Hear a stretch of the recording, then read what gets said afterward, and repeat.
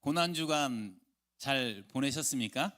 이번 주에 유독 힘들게 보내신 분들이 계실지 모르겠습니다. 축하드립니다. 고난주간 정신을 직접 체험하셨습니다. 감사한 것은 우리의 신앙은 고난에서 끝나지 않는다는 것입니다. 고난 뒤에는 부활이 있기 때문에 그렇습니다. 우리 옆에 있는 분들 꼭 보면서 얘기해 주세요. 당신의 얼굴을 보니까 나만 힘든 게 아니었네요.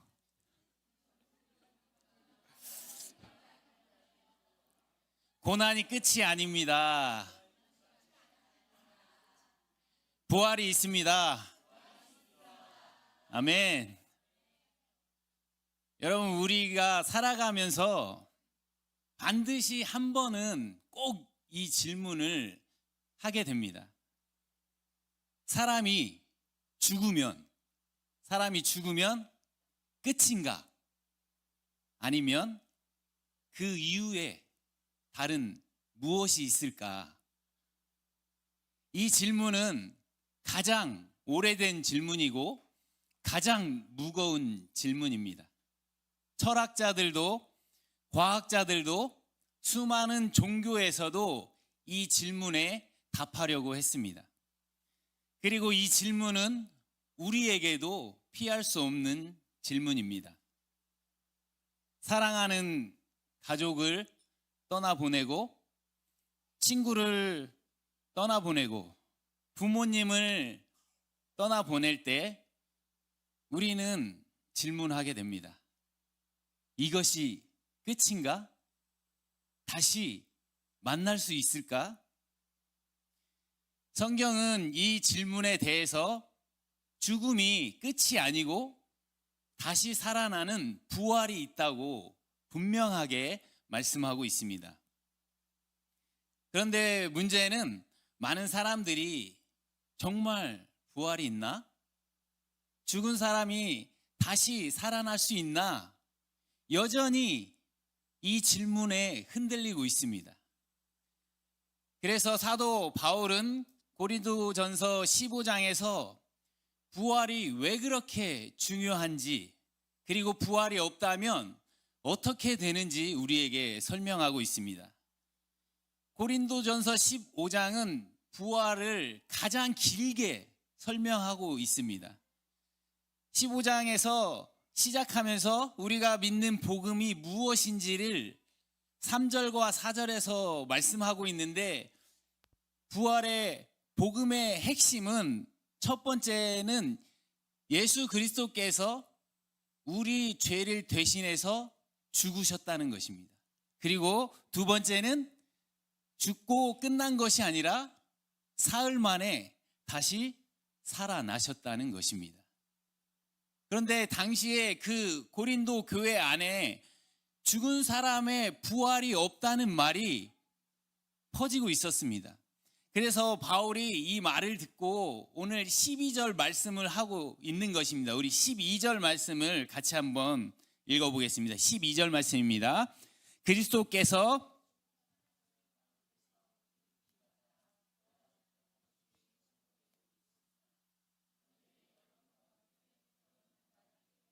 죽은 사람들의 부활이 없다고 하니 어떻게 된 일입니까?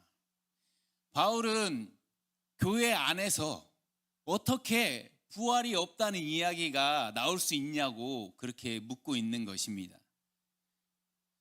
이런 생각이 왜 이 교회 안에 생겼냐면, 그 고린도라는 도시의 특성이 있습니다. 그 고린도 도시는 항구 도시였는데 많은 사람들이 그곳에 몰려들었고, 또 다양한 생각과 철학이 그곳에 있었습니다. 그 도시를 지배하던 생각이 있었는데, 그것이 무엇이냐면, 우리의 영혼은 깨끗하고 거룩한데 우리의 육체, 몸은 더럽고 악한 것이다. 이런 이원론이 있었습니다.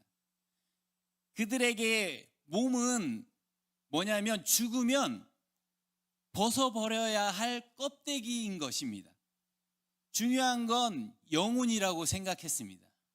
육체는 죽으면 끝나지만 영혼은 영원하다, 이렇게 생각했습니다. 그 생각이 교회 안에 들어온 것입니다. 그래서 교인 중에 일부는 예수님을 믿고 영혼이 구원받는 것은 맞지만 몸이 다시 부활하는 것, 몸이 다시 살아나는 것은 도저히 받아들이기 어렵다고 생각한 것입니다. 오늘 우리가 예배 시작하기 전에 사도신경을 우리가 우리 신앙을 고백했습니다. 거기 맨 마지막 부분에 뭐라고 나와요? 유로야? 맨 마지막 부분에? 사도신경 맨 마지막 부분에?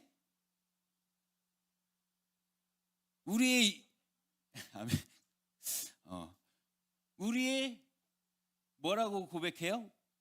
몸의 부활과 영생을 믿습니다. 이렇게 고백함 기억나지?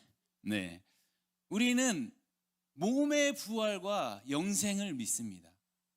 성경이 말하는 구원은 우리 영혼만 그냥 빠져나오는 것이 아니라 주님이 다시 오시는 날 어떻게 되는 거냐면 우리의 몸과 영혼이 결합해서 완전한 인간으로 회복되는 것입니다. 다시는 질병으로 고통받지 않는 몸이 될 것입니다. 다시는 썩지 않고 다시는 눈물을 흘리지 않는 그런 존재가 되는 것입니다. 그리고 다시는 죄의 유혹에 흔들리지 않는 몸이 되는 것입니다. 그것이 성경이 약속한 구원의 완성입니다.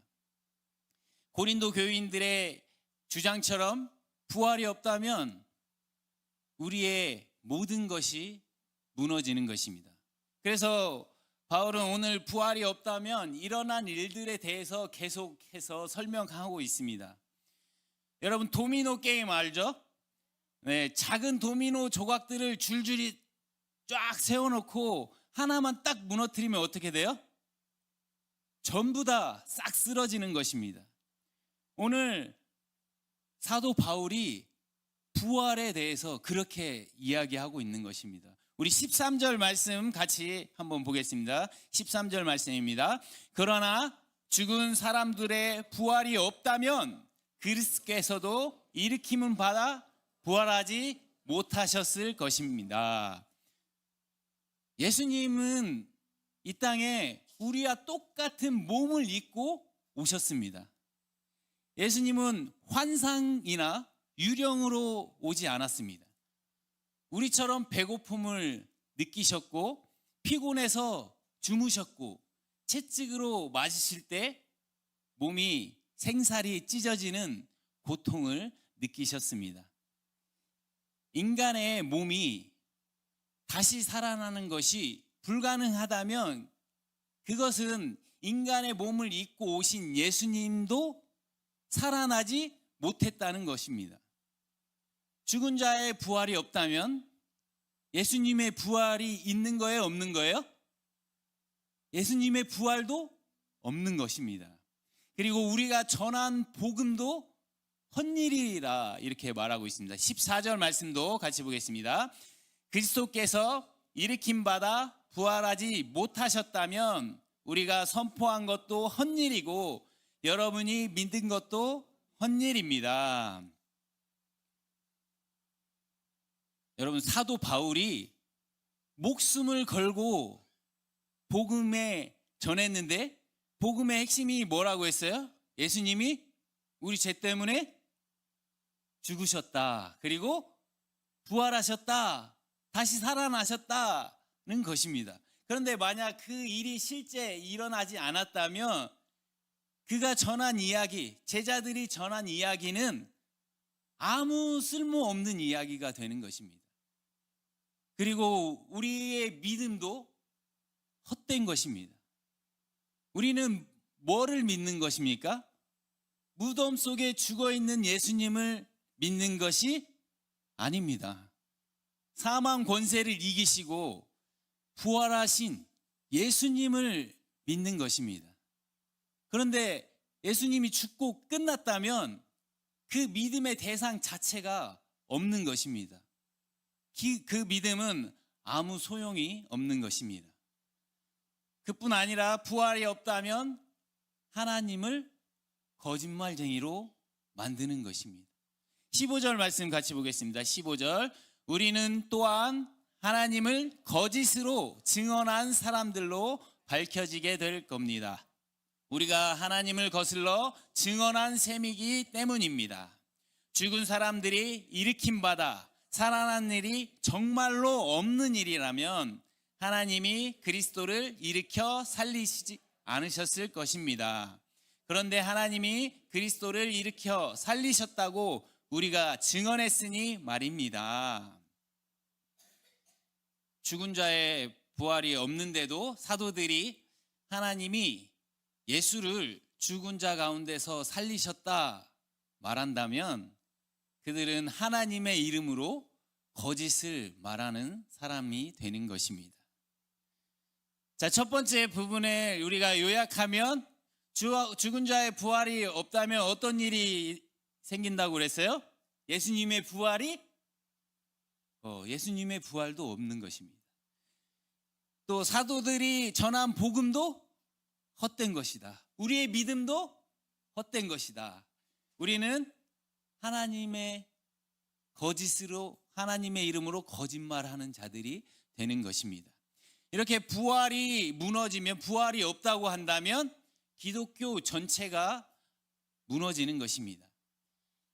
그런데 바울이 여기서 끝나지 않았습니다. 부활이 없다면 이것으로 끝나는 것이 아니라 또 어떤 문제가 생기냐면 우리의 죄의 문제, 우리의 구원의 문제, 죽음 이후에 문제가 생기는 것입니다.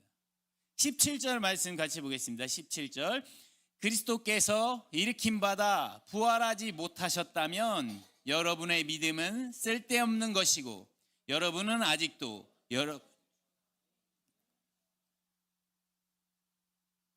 여러분은 예수님을 믿으면서 가장 기쁜 것이 무엇입니까?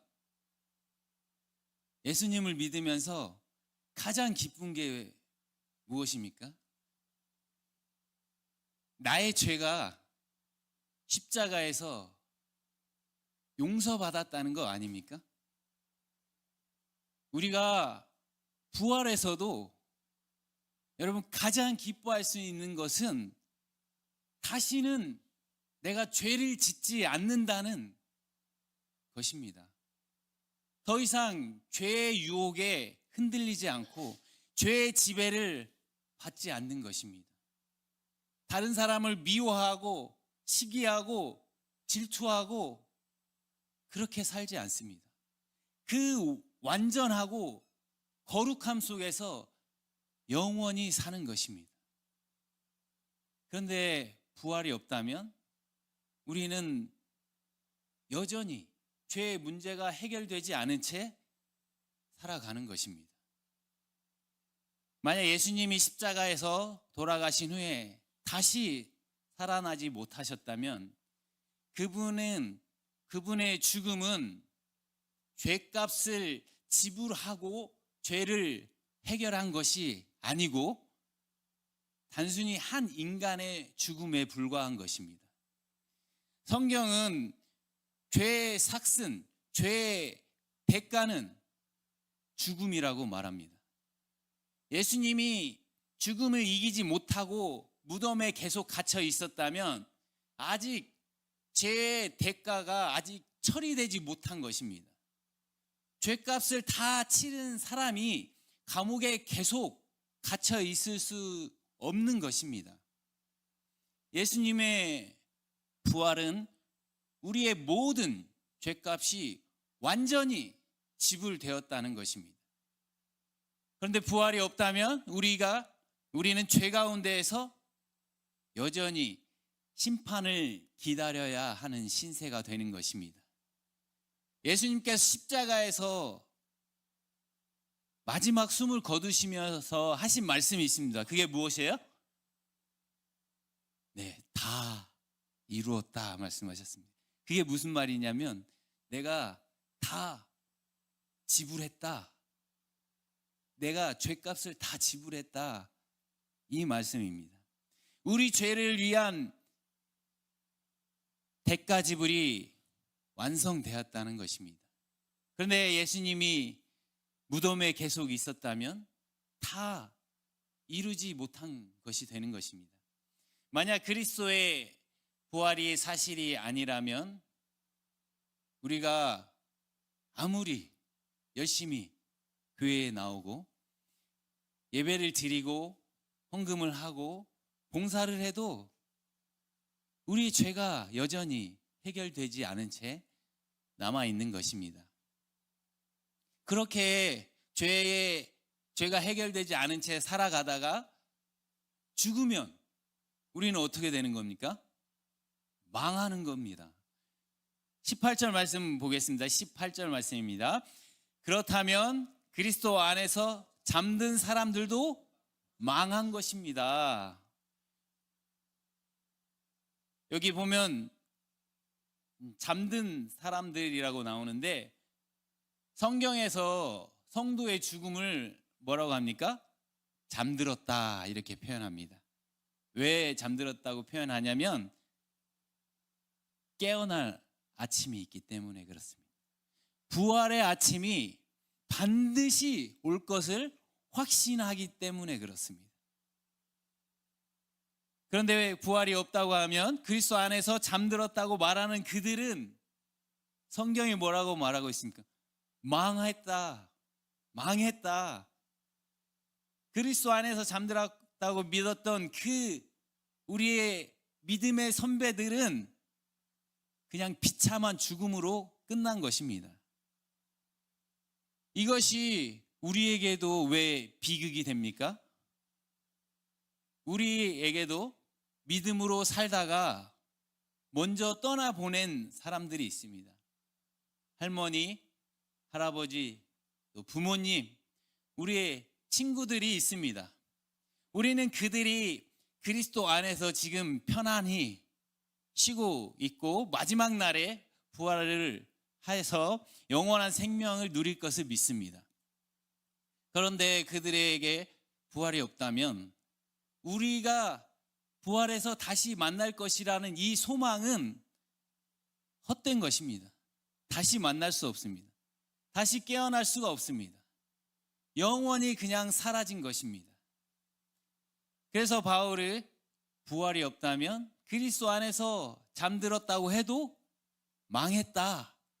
그들이 세상에서 가장 불쌍한 사람들이다고 말하고 있습니다. 19절에서 그리스도 안에서 우리가 이 세상의 생명에만 희망을 두고 있다면 우리가 모든 사람들보다 더 가여운 사람들입니다.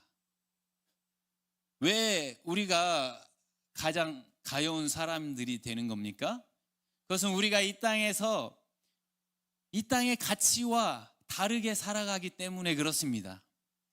세상 사람들은 수단과 방법을 가리지 않고 재물을 쌓고 남을 짓밟고 높은 자리에 올라가서 자신의 쾌락과 만족을 위해서 살아갑니다. 이 땅이 전부라고 믿기 때문에 그렇습니다. 그런데 우리 그리스도인들은 어떻게 살아갑니까? 이 세상의 가치관과 다른 방식으로 살아갑니다. 때로는 이 세상에서 손해 보면서 하시죠? 네, 손해를 보면서 정직을 선택하고 진리를 선택하면서 살아갑니다. 하나님 나라를 위해서 살아갑니다. 우리는 왜 그렇게 살아갑니까? 이 땅이 끝이 아니기 때문에 그렇습니다. 우리에게는 부활의 소망이 있기 때문에 그렇습니다.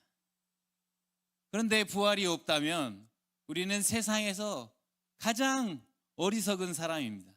손해만 보다가 고생만 하다가 결국 죽음으로 모든 것이 끝나버리는 가장 불쌍한 사람들이 되는 것입니다. 사도 바울이 그런 삶을 살았습니다. 그는 최고의 교육을 받았습니다. 가말리엘 문화에서 공부했고 바리새인이었고 로마의 시민권을 가진 사람이었습니다.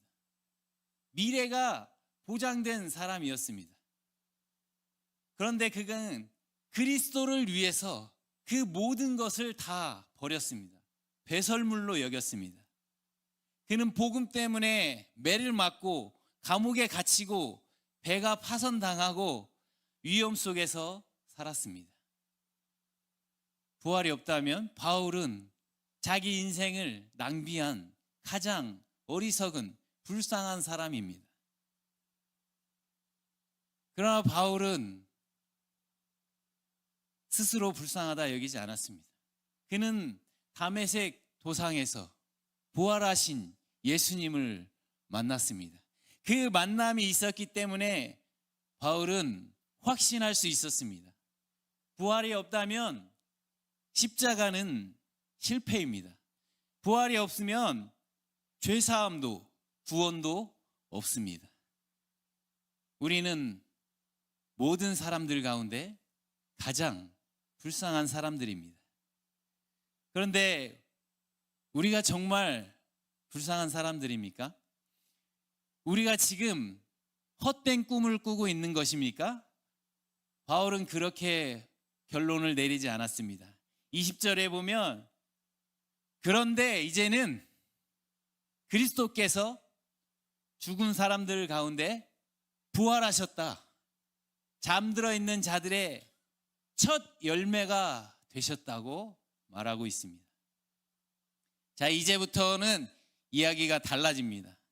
지금까지 바울은 만약 죽은 자의 부활이 없다면 믿음도 헛것이고 우리는 아직 죄 가운데 있는 것이고 잠든 자들은 망했고 우리가 가장 불쌍한 사람들이라고 했습니다. 그런데 이제는 아닙니다. 예수님께서 부활하셨습니다. 죽음이 끝이 아니라는 것입니다. 죽음은 생명으로, 패배는 승리로 바뀌었습니다. 이 부활은 예수님 한 분에게만 일어난 사건이 아닙니다. 우리 모두와 관계된 것입니다. 왜냐하면 예수님께서 우리의 대표가 되시기 때문에 그렇습니다. 바울은 이 세상의 두 대표를 오늘 말씀에서 소개하고 있습니다. 21절과 22절인데 아담과 예수 그리스도를 우리에게 소개하고 있습니다. 우리 21절과 22절을 같이 한번 읽어보겠습니다. 한 사람을 통하여 죽음이 들어왔으므로 한 사람을 통하여 죽은 사람들의 부활도 들어온 것입니다. 아담 안에서 모두가 죽는 것처럼 또한 그리스도 안에서 모든 사람이 살아나게 될 테니까요. 우리는 대표라는 개념을 잘 알고 있습니다. 올림픽 국가대표 선수가 결승전에서 금메달을 따면 경기를 한 사람은 그 사람 한 명이지만 우리는 어떻게 해요? 내가 이긴 것처럼 기뻐합니다. 내가 승리했다고 생각합니다. 왜 그렇습니까? 국가대표 한 사람의 승리가 그 나라 국민의 모두의 승리를 대표하기 때문에 그렇습니다. 이것을 뭐라고 하냐면 대표성의 원리라고 합니다. 인류의 첫 번째 대표가 누구였어요? 인류의 첫 번째 대표 좋지 않아? 누구야? 우리 처음 사람이 누구였어? 네, 아담입니다. 아담이 우리의 대표였습니다. 그런데 아담이 하나님께 불순종하고 죄를 지었을 때 그 결과는 어떻게 됐어요? 아담 한 사람에게 끝난 것이 아니고 우리 모든 사람에게 그 결과가 우리에게도 온 것입니다. 대표가 실패했기 때문에 그에게 속한 모든 사람에게 죄와 죽음이 들어온 것입니다. 우리 모두는 아담의 혈통 안에서 태어난 사람들입니다. 우리가 특별히 나쁜 짓을 해서 죽는 것이 아니고 우리의 첫 대표였던 아담이 죽음의 길을 열었기 때문에, 죽음의 가문에 속했기 때문에 그 가문에서 태어난 모든 사람은 죄와 죽음을 피할 수 없는 것입니다. 좀 억울합니까? 아담 때문에 왜 내가 죄인이야? 저는 굉장히 억울했었어요. 아담이 죄 지었는데 왜 내가 죄인이야? 이런 생각이 들 때가 있었습니다. 그런데 여러분, 너무 억울해하지 마세요. 우리에게 두 번째 대표가 있습니다. 그분이 누구시죠? 예수 그리스도이십니다. 예수님은 우리의 새로운 대표로 오신 것입니다. 아담은 불순종의 길을 선택했다면 예수님은 죽기까지 순종의 길을 걸어가셨습니다. 아담이 우리를 대표해서 죽음을 가져왔다면 예수님은 우리를 대표해서 생명을 가져오신 것입니다. 우리는 이제 아담의 실패의 가문을 떠나서 예수 그리스도의 승리의 가문으로 옮겨졌습니다. 사도 바울은 예수님을 가리켜서 잠자든 자들의 첫 열매다 이렇게 부르고 있습니다. 첫 열매가 맺혔다면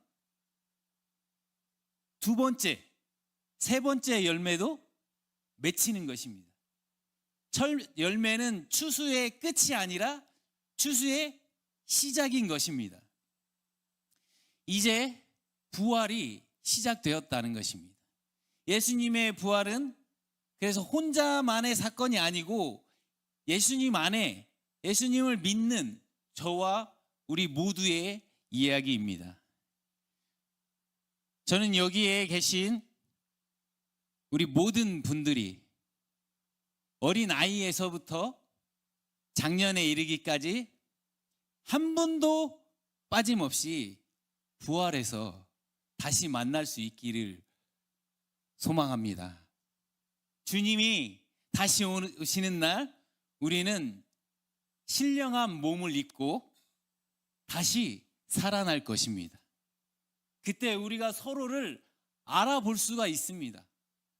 서로 손을 맞잡고 우리가 즐거운 교제를 할 수가 있습니다.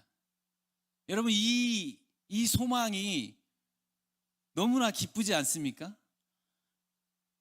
여러분, 인생에서 가장 중요한 것은 내가 얼마나 착하게 살았느냐, 종교 생활을 얼마나 오래 했느냐가 아니라 나는 지금 어디에 속해 있느냐 것입니다. 우리가 아담 안에 있든지 아니면 그리스도 안에 있든지 둘 중 하나입니다. 우리는 더 이상 아담의 가문에서 죽음을 기다리는 인생이 아닙니다. 우리는 그리스도의 가문으로 옮겨진 부활의 자녀들입니다. 그러므로 우리의 믿음은 결코 헛되지 않습니다. 우리는 더 이상 죄의 종이 아닙니다. 부활의 아침이 반드시 올 것입니다. 그날에 주님께서 우리의 모든 눈물을 닦아주실 것입니다. 아무도 몰라주던